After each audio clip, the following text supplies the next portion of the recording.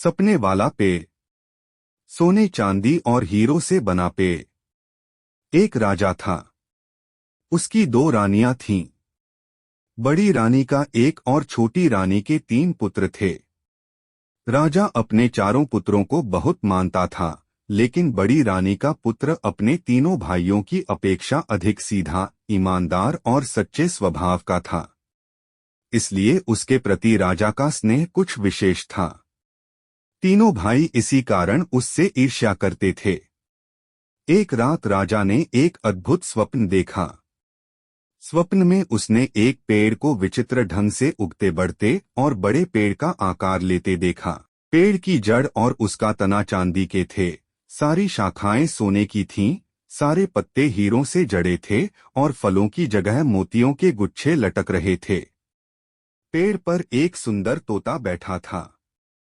तोता जब प्रसन्न होता तो पेड़ खिला खिला रहता था, तोते के उदास होते ही पेड़ भी मुरझा जाता।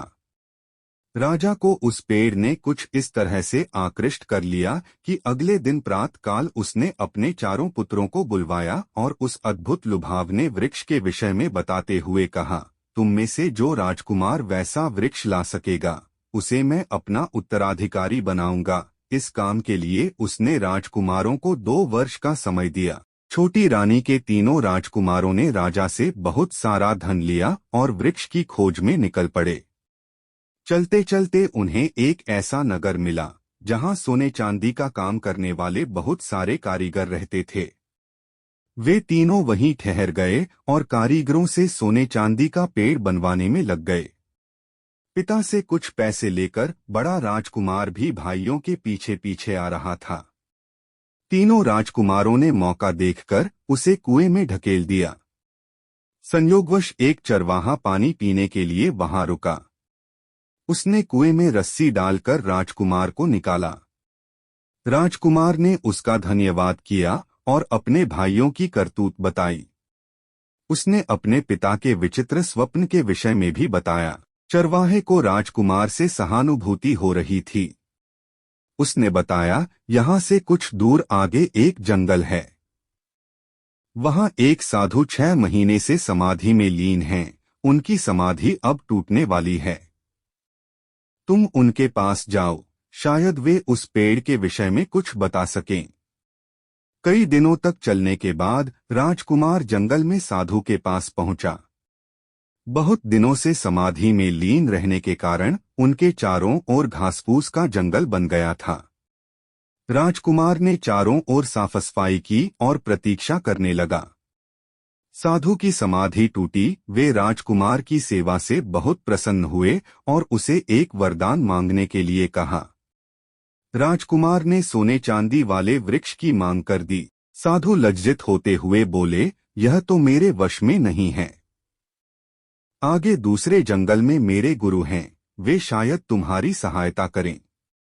राजकुमार लंबी यात्रा के बाद दूसरे साधु के पास पहुंचा। वे 1 साल तक सोते थे।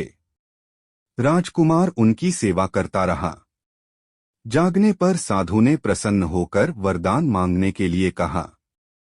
राजकुमार ने उनसे भी वही वृक्ष मांगा, लेकिन इन साधु महाराज ने भी खेदपूर्वक अपनी असमर्थता जताई। राजकुमार उदास हो गया। साधु ने उसे ढांढस देते हुए कहा, आगे के जंगल में मेरे गुरु हैं, उनमें दैवी शक्ति है, वे अवश्य तुम्हारी मदद करेंगे। तुम उनके पास चले जाओ। राजकुमार आगे बढ़ा। घनघोर जंगल में भटकते भटकते अंततः उसे तीसरे साधु महाराज भी मिल गए। वे भी राजकुमार की मनोकामना पूरी नहीं कर पाए, लेकिन उन्होंने उसे तरकीब बताई। सामने के मंदिर की तरफ इशारा करते हुए उन्होंने कहा, उस मंदिर के देवता की पूजा करो, देवता प्रसन्न होकर तुम्हें एक मणि देंगे। वह मणि तुम्हें पाताल लोक ले जाएगी। वहां ढेर सारी परियां रहती हैं। वे ही तुम्हारी मनोकामना पूरी कर सकती हैं। राजकुमार ने वैसा ही किया और उसे मणि मिल गई। मणि के सहारे वह पाताल लोक पहुंच गया। देवता की मणि देखते ही परियों ने द्वार खोल दिए। उस दिव्यलोक में कई परियां थीं जिनके अलग अलग महल थे। पहला महल चांदी परी का था। वहां सब कुछ चांदी का बना था। एक बड़े कमरे में चांदी परी सिंहासन पर बैठी थी। उसने राजकुमार का स्वागत किया और बोली, मैं तुम्हारी ही प्रतीक्षा कर रही थी। राजकुमार ने आश्चर्य से कहा, मैं तो अपने पिता की इच्छा पूरी करने के लिए यहाँ तक आया हूँ, तुम्हें तो मैं जानता भी नहीं। अपनी कुछ विशेषता बताओ। चांदी परी ने कहा, मैं जब चाहूँ चांदी की जड़ और चांदी के तने वाला पेड़ बना सकती हूँ। उसने पलक झपकते ही वैसा पेड़ बनाकर दिखा दिया। राजकुमार ने चांदी परी से कहा, तुम मेरी प्रतीक्षा करो, मैं बाकी परियों के महल भी देखना चाहता हूँ। आगे बढ़ने पर राजकुमार ने एक सोने का महल देखा। वह सोना परी का महल था। पहरेदार ने उसे सोना परी के पास पहुंचा दिया। सोना परी ने भी चांदी परी जैसी ही बात कही।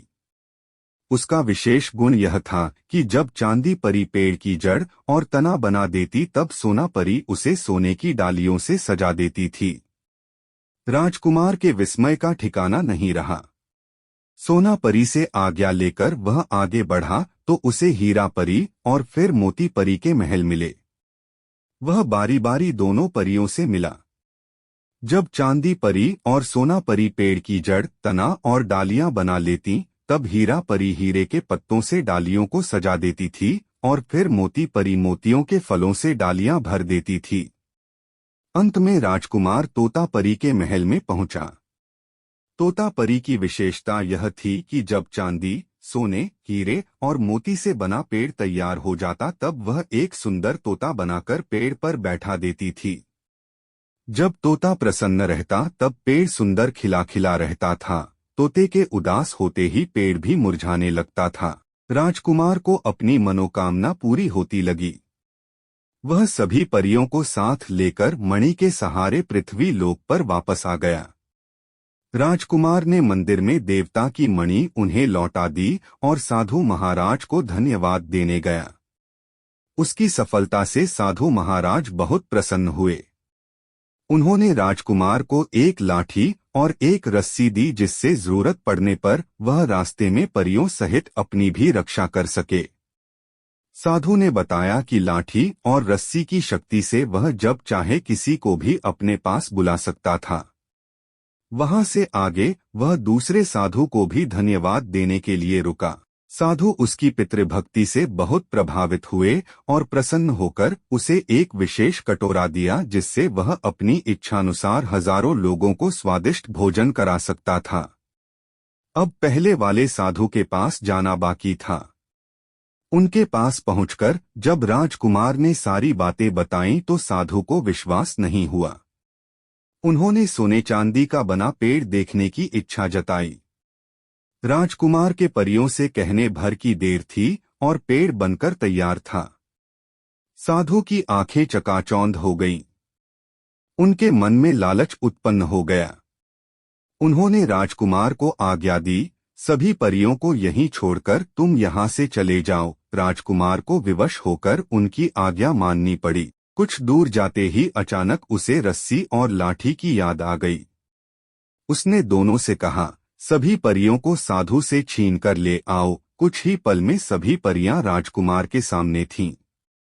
राजा ने वृक्ष लाने के लिए राजकुमारों को 2 वर्ष का समय दिया था। वह समय भी जल्दी ही पूरा होने वाला था। राजकुमार जल्दी जल्दी आगे बढ़ा। संयोगवश रास्ते में उसे उसके 3 भाई मिल गए। वे सोने चांदी का पेड़ बनवाकर राजमहल को वापस लौट रहे थे। उन्होंने चालाकी से राजकुमार से सारी बातें जान लीं। उनकी नीयत फिर खराब हो गई। चलते चलते उन्हें रास्ते में वही कुआं मिला। उन्होंने धोखे से राजकुमार को उसमें धकेल दिया और परियों के साथ राजमहल में वापस आ गए। अगले दिन 3 भाई परियों को लेकर दरबार में आए। उन्होंने राजा के सामने परियों से रुपहला सुनहरा वृक्ष बनाने के लिए कहा, परंतु बहुत मिन्नतें करने के बाद भी परियों ने वृक्ष नहीं बनाया। वे पहले ही 3 राजकुमारों के अपने बड़े भाई के प्रति दुर्व्यवहार से क्रुद्ध और दुखी थीं। लेकिन राजकुमार भला कहाँ हार मानने वाले थे। सोने चांदी का जो वृक्ष वे कारीगरों से बनवाकर लाए थे उसे उन्होंने दरबार में मंगवाया। राजा ने उसे देखा, लेकिन संतुष्ट नहीं हुआ। उसने कहा, मैंने तो पेड़ को बनते हुए देखा था, बना बनाया नहीं, और फिर इस पर तो तोता भी नहीं है। उचित यही होगा कि हम बड़े राजकुमार के भी आने की प्रतीक्षा कर लें। उधर कुएं में गिरे राजकुमार को एक बार फिर उसी चरवाहे ने बचा लिया। राजकुमार ने आभार व्यक्त करते हुए कटोरे की मदद से चरवाहे के परिवार सहित सारे गांव वालों को स्वादिष्ट भोजन कराया। फिर वह बहुत दुखी और उदास मन से राजमहल की ओर लौटा। उसके साथ न परियां थीं, न पिता के स्वप्न वृक्ष को बनाने की क्षमता। राजमहल में प्रवेश करते ही उसे दरबार में हुई सारी घटना का पता चला। वह उसी समय पिता के पास गया और उन्हें अपने भाइयों की सारी करतूत बताई। उसने वादा किया कि अगले दिन वह दरबार में स्वप्न वृक्ष को बनते हुए दिखाएगा। लाठी और रस्सी की मदद से उसने परियों को अपने पास बुला लिया। अगले दिन वह उनके साथ दरबार में आया। परियों ने राजा के सामने रुखला सुनहरा हीरे मोतियों जड़ा पेड़ बनाया। अंत में पेड़ पर सुंदर तोता भी आया। राजा प्रसन्नता से गदगद हो उठे। उन्होंने राजकुमार को अपना उत्तराधिकारी घोषित कर दिया। ऐसी ही मजेदार वीडियो देखने के लिए चैनल को सब्सक्राइब करें, लाइक और कमेंट जरूर करें।